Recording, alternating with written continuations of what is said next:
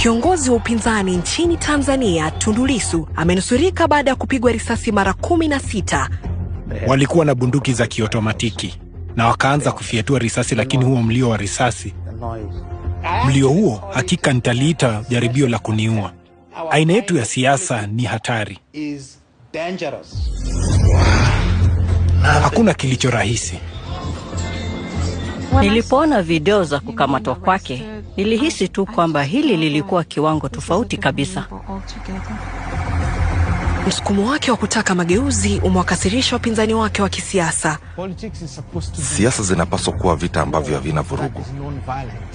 Nchini Tanzania, siasa zinazidi kuwa na vita vyenye vurugu. Kuwa mtetezi wa haki za binadamu ni jambo lenye hatari sana. Wakati mwingine tunaliita kibali cha kifo chako mwenyewe.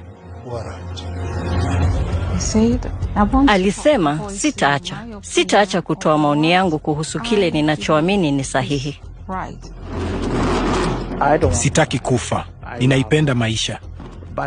Lakini kuna nyakati maishani ambazo uko tayari kujitoa mahanga.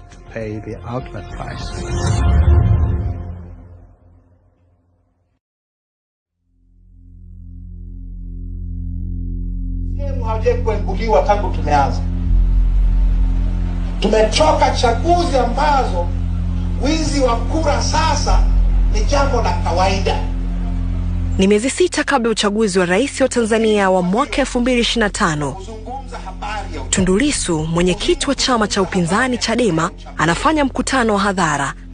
Ni muhimu kuzungumza mfumo wa uchaguzi, kwa sababu mfumo wa uchaguzi ndio unaamua tunapata viongozi wa aina gani. Ndio maana tunasema hakuna mageuzi, hakuna uchaguzi. Muda mfupi baadaye, amezungukwa na polisi. Nilipomwona akikamatwa na hatimaye kufunguliwa mashtaka ya uhaini, nilihuzunika sana. Ulikuwa wakati mgumu mno. Wafuasi wake wanasema chama kilitaka mageuzi ya uchaguzi kabla ya uchaguzi. Wapinzani wake walisema alikuwa anajaribu kulazimisha kususiwa kwa uchaguzi.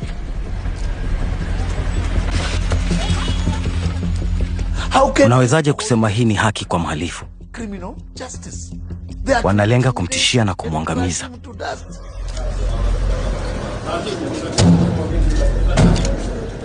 Tundu Lissu hajakamatwa mara moja tu.